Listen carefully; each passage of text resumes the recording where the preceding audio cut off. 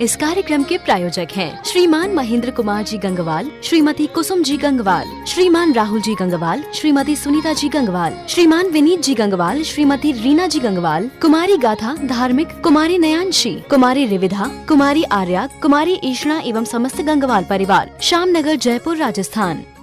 आप खाने पीने की किसी भी चीज़ में इस तरह की जो टेडी बियर वगैरह और इस तरह की जो चीज़ें आती है, समझ लो आप, जो उस तरह के बन करके गुड़िया के बाल बड़े फेमस हुआ करते थे। हमने नहीं खाए अपनी ज़िंदगी में कभी, लेकिन हमारी क्लास के बच्चे बहुत खाते थे। और वो स्कूल के बाहर वो साइकिल पर, ठेले पर वो लेकर के आता था और वो गुड़िया के बाल, गुड़िया के बाल, वो गुड़िया के बाल, वो बच्चे बहुत शौक से खाया करते थे। तो ये सब लगता क्या है, वो उसको देखने से कैसा फीलिंग में किस तरह का आता है, सबका निषेध कर रहे हैं। 4 बातें हो गई। 4 बातों में आप याद भी कर सकते हैं बहुत अच्छे से। देखने से, छूने से, देखने का त्याग, देख करके तुरंत भोजन का त्याग, छू लिया गया तो तुरंत भोजन का त्याग, सुन लिया, मारो काटो इस तरह के शब्द तो तुरंत भोजन का त्याग।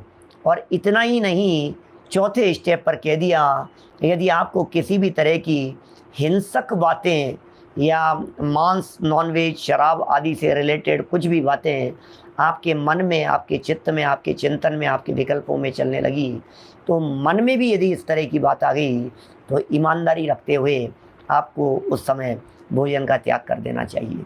श्रावकों की मर्यादा संबंधी बातें चल रही है। वैसे यदि मैं बात कहूँ तो यहाँ तो बातें श्रावक, व्रती श्रावक संबंधी चर्चाएं हैं। खिलौने वगैरह की मैं बात नहीं कर रहा हूँ। खेलने के खिलौने तो जानवर के शेप के हों तो उसमें कोई ऐतराज़ नहीं है ना, लेकिन उनको खाने संबंधी यहाँ निषेध किया जा रहा है।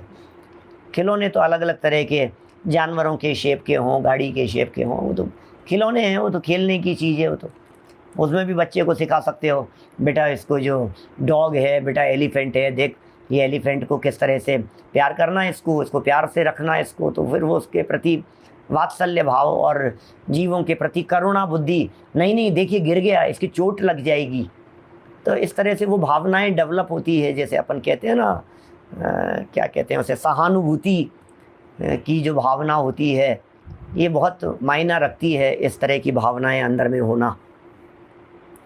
चलिए, जैसे पहला भेद देखने से, अब एक एक का थोड़ा सा खुलासा करते हैं। यहाँ थोड़ा सा खुलासा कर रहे हैं। पहला भेद देखने से, यथा मांस मदिरा, ओहो, पदार्थों के देखने से कह दिया ना पहला भेद। इसमें कह रहे हैं जैसे यथा मांस मदिरा, गीला चमड़ा, मांस दिख गया, गीला चमड़ा दिख गया, तो शराब दिख गई, कहीं शराब की बोतलें पड़ी हुई है, हे भगवान, हो इन शराब की बोतलों को खाली किए हुए यहाँ रखा हुआ है। ये शराब की बोतलें न मालूम किसके दिमाग में, गले से नीचे उतरेगी, पेट में जाएगी, दिमाग में चढ़ेगी, और न मालूम वो क्या पाप और अयत्नाचार खोटा काम करेगा। किस तरह से हिंसा से ये बनी होगी और कितने लोगों के विकृति में ये निमित्त बनेगी। ओहो, धिक्कार है ऐसी शराब को। अरे मैंने क्या देख लिया, ये देखने लायक नहीं है। मांस मदिरा, गीला चमड़ा, हड्डी भी यदि आपको दिख जाए, 4 अंगुल से ऊपर यदि आपको रक्त दिख जाए, इतना 4 अंगुल से ऊपर रक्त का मतलब, ये भी एक अच्छा स्पष्टीकरण और खुलासा हो गया है। माने इतनी मात्रा में यदि आपको कहीं रक्त दिख गया हो तो 4 अंगुल जितना हो गया ना, इतने शेप में, इतना ज़्यादा आपको यदि कहीं खून दिखाई दे गया हो, ऐसा नहीं है कहीं समझ लीजिए किसी के उंगली का हल्का सा कोई खून दिख गया, अब वो ठीक है, जो भी जैसा हो, नाखून का खून दिख गया, नाखून बराबर। श्रावक की बात कर रहे हैं, मुनिराज तो शायद इतना सा खून देख करके भी भोजन को छोड़ देते हैं। तो 4 अंगुल से ऊपर रक्त, जीवों की हिंसा यदि आपको दिखाई दे रही है, अब संग्राम के दृश्य दिख रहे हैं, टीवी की स्क्रीन पर युद्ध क्षेत्र दिखाई दे रहे हैं, लड़ते मारते, कटते मारते दिखाई दे रहे हैं, हिंसा के दृश्य, और गीला पीप माने कोई पस मवाद पड़ा हुआ ऐसा दिख रहा हो, देखें तो ये कह रहे हैं पंचेंद्री का मृतक कलेवर आपको दिखे, घर में पड़ी हो लाश, डेड बॉडी पड़ी हुई है। अब आजकल के निष्ठुर परिणाम वालों की मैं क्या बात कहूँ, घर में लाश पड़ी हुई हो और चुपचाप पीछे से जाकर के भोजन करावें, ऐसे भी तो दृश्य दिखते हैं समाज में। पहले तो भोजन कर लो आप, फिर भोजन छूट जाएगा, फिर सब लोग आ जाएंगे, अभी तो मर गए, कुछ खा तो लो, फिर छूट जाएगा। अरे भाई, लाश सामने पड़ी हुई है, पंचेंद्री जीव की डेड बॉडी सामने पड़ी हुई है, मृतक कलेवर वहाँ पड़ा हुआ है, पंचेंद्रिय का विष्टा है, मूत्र आदि है। इन वस्तुओं के देखने मात्र से भोजन में अंतराय हो जाता है। माने ये सब देख करके सच में भोजन गले से नीचे नहीं उतरना चाहिए। गीले गीले चमड़े की बात कर रहे हैं, वेट लेदर की बात कर रहे हैं। मतलब ये सूखे हुए की बात नहीं कर रहे हैं, है ना, गीले चमड़े की बात है। माने ऐसा कह सकते हैं, गीला चमड़ा माने वही किसी का मांस पड़ा हो, यही कह सकते हैं, और तो क्या कहें। चमड़ी है उसकी, गाय की चमड़ी थी, पड़ा था वहाँ, मांस का टुकड़ा कहीं पड़ा हुआ था, इसी तरह की बात आएगी। नंबर 2, स्पर्श करने से, छूने से भी निषेध किया है। किस किस के छू जाने से? गीला चमड़ा यदि छू गया हो तो आप फिर भोजन छोड़ देवें। विष्टा यदि स्पर्श करने में आ गई हो तो आप छोड़ देवें। विष्टा का अर्थ मलमूत्र भी हो सकता है और वॉमिटिंग भी हो सकती है। किसी व्यक्ति वॉमिटिंग भी एक प्रकार से विष्टा ही है, वो जो निकल गई है। तो विष्टा यदि स्पर्श करने में आ जाए, मुर्दे को यदि स्पर्श कर लिया हो तो आप भोजन नहीं कर सकते। मुर्दे को स्पर्श करने के बाद बिना नहाए हुए, ये सब अपवित्र, और यदि मुर्दा स्पर्श करने में आ गया तो आप भोजन छोड़ देंगे। अभी मुर्दा स्पर्श करने में कैसे आ जाएगा? भोजन करते करते कैसे आ जाएगा? अभी तो क्या हो रहा है आजकल, तो यहाँ तो भोजन छोड़ने की कह रहे हैं, आजकल तो शमशान में चाय नाश्ता चल रहा है भाई साहब। ये दृश्य दिख रहे हैं हिंदुस्तान के धरातल पर। शमशान में पानी की बोतलें तो चलती ही हैं, शमशान में चाय, शमशान में नमकीन, नाश्ता, कचौड़ी, ऐसी चीज़ें शमशान में आने लग गई हैं। क्या हो गया है बुद्धि को, समझ में नहीं आता है। आप डेड बॉडी को छूते हुए आए हो, आप लाश को छूते हुए आए हो, आप उसे कंधा देते हुए यहाँ शमशान में आए हो, और आप कुछ भी खा पी कैसे सकते हो उन हाथों से? ये घोर अंतराय है ये। चलिए क्या कह रहे हैं यहाँ, कितनी बातें हो गई। गीला चमड़ा, विष्टा, मुर्दा, पंचेंद्री, मनुष्य या त्रियंच। ये क्या है? ये पंचेंद्री, मनुष्य या त्रियंच, अविरति पुरुष, मध्य मांस आदि का सेवन करने वाला। अब ये जो है ना, कोई पंचेंद्री मनुष्य ऐसा व्यक्ति हो, वो मनुष्य गति का, जो मध्य मांस का सेवन करता हो, और हमने उसको भी छू लिया हो, तो जनवाणी ये कह रही है तुम भोजन करने के अभी योग्य नहीं। मांस भक्षण करने वाले को छू लिया, किसी शराबी व्यक्ति को स्पर्श मात्र भी यदि आपने कर लिया, तो जिस हाथ से तुमने शराबी व्यक्ति को स्पर्श किया है, उस हाथ से वो हाथ भोजन करने के योग्य नहीं है, वो अयोग्य है। रजस्वला स्त्री यदि छू जाए तो भोजन करने योग्य नहीं है। अब आजकल तो उनके हाथों का ही भोजन चल रहा है। एकाकी परिवार जहाँ हैं, जहाँ सामूहिक परिवार नहीं है, वहाँ ऐसी दशा हो रही है। क्या करोगे आप? लेकिन निषेध कर रहे हैं बिल्कुल। श्रावक जो हैं, व्रती श्रावक है, वो स्पर्शित भोजन ये नहीं ग्रहण कर सकता। फिर भोजन में बाल, रोम आदि निकलना। भोजन में यदि बाल निकल गया, भोजन में यदि रोम, बाल ही है वो, एक प्रकार से बाल है, रोम है, यदि ये निकल गया, और इतना ही नहीं, पक्षियों के पंख आदि का भोजन में निकलना। पक्षियों के पंख वगैरह भोजन में निकल गए, नख आदि का निकलना, कोई नाखून ही निकल आया उसमें, नियम लेकर भंग करने वाला इत्यादि का स्पर्श हो जाने से भोजन में अंतराय हो जाता है।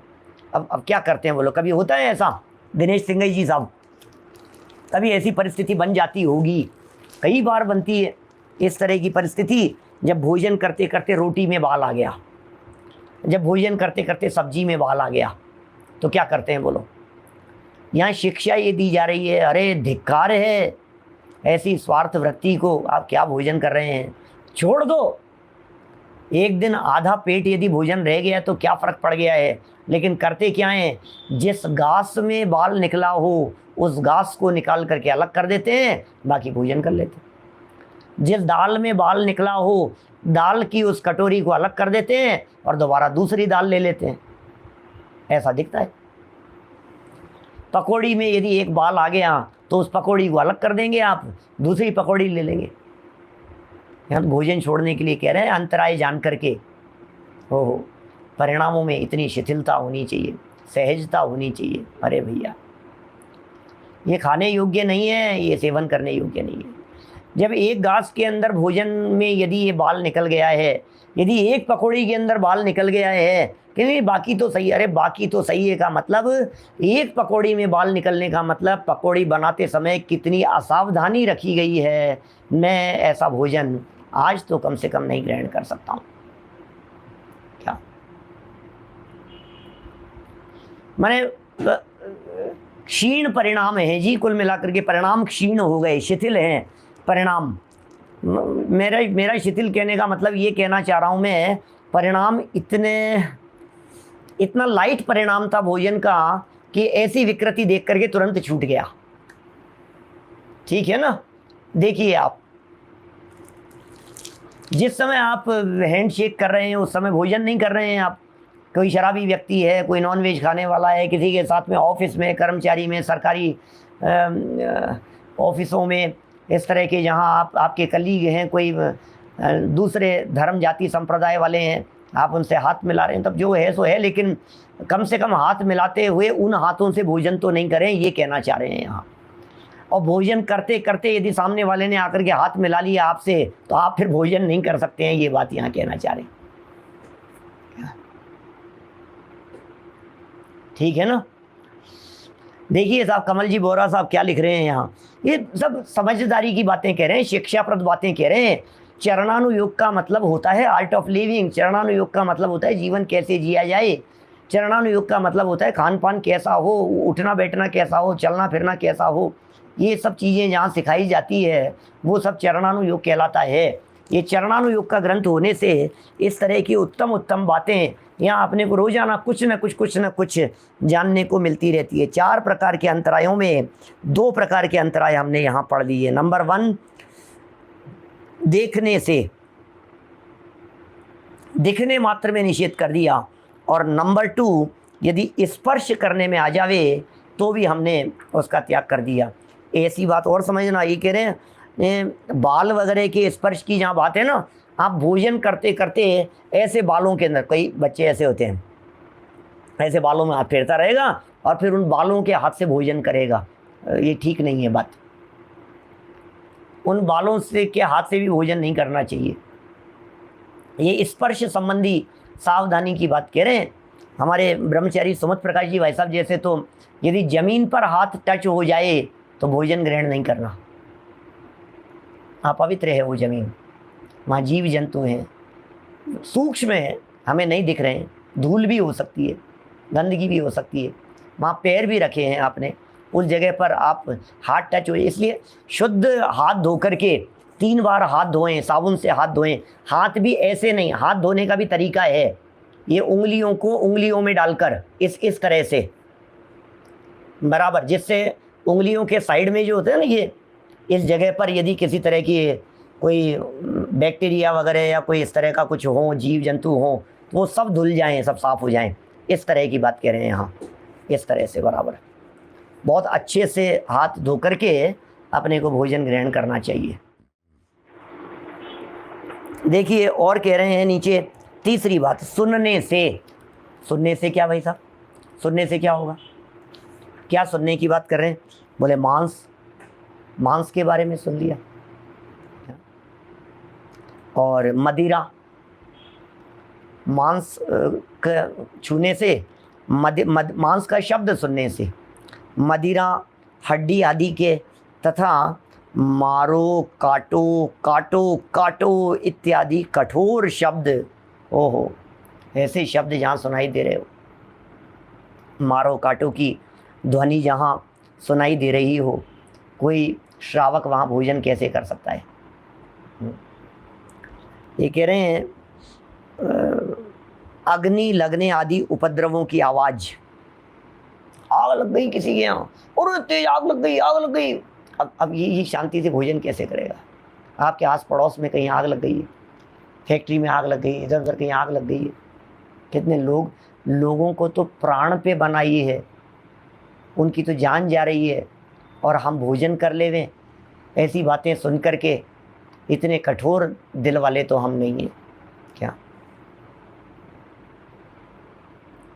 देखो, सब्जी के लिए भी काटो काटो नहीं बोलते हैं अपन लोग, तो है ना। सब्जी सुधारना, सब्जी बंधारना, सब्जी साफ करना, बनाना, इस तरह के शब्दों के प्रयोग, क्योंकि ये शब्द भी ठीक नहीं है।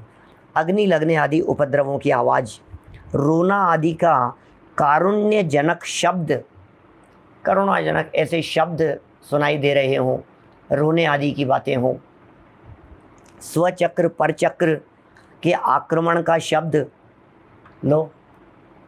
अब स्वचक्र परचक्र, चक्र चला दिया कि चक्र किसी ने और ने चला दिया, इस तरह के यदि कोई शब्द सुनाई दे रहे हों, धर्मात्मा पुरुष या स्त्री पर उपसर्ग होने का शब्द, ऐसी बात यदि हमें सुनने को मिल गई है, किसी हमारे साधर्मी के ऊपर उपसर्ग हो गया है, किसी धर्मात्मा व्यक्ति के ऊपर किसी तरह की कोई विपत्ति आ गई है, तो ऐसे उपसर्ग आदि के शब्द यदि हमें सुनाई दे रहे हों, तत्काल श्रावक को चाहिए, व्रती श्रावक को तो ये चाहिए, प्रतिमाधारी को तो कम से कम ये चाहिए कि वे भोजन का त्याग कर देवे। अविरति श्रावक भी यथा योग्य रीति से अपने परिणामों की संभाल करते हुए भोजन का त्याग करे, ये बात यहाँ सिखा रहे हैं। मनुष्यों के मरने के समाचार, ओहो, अरे खबर आ गई क्या, चाचा जी की डेथ हो गई, खबर आ गई, नाना जी नहीं रहे, खबर आ गई, फूफा जी नहीं रहे। अब ये थाली पे बैठा हुआ था, ये खबर आने के बाद में अब भोजन का निवाला, भोजन का ग्रास आपके गले से नीचे नहीं उतरना चाहिए, छोड़ दो आप। ये सब झूठन में छोड़ने का पाप लगेगा, विकल्प मत करो, छोड़ो उसको। ये परिणामों की विरक्ति की चर्चा चल रही है, वास्तव में तो सारा खेल तो परिणामों का ही है, और क्या है।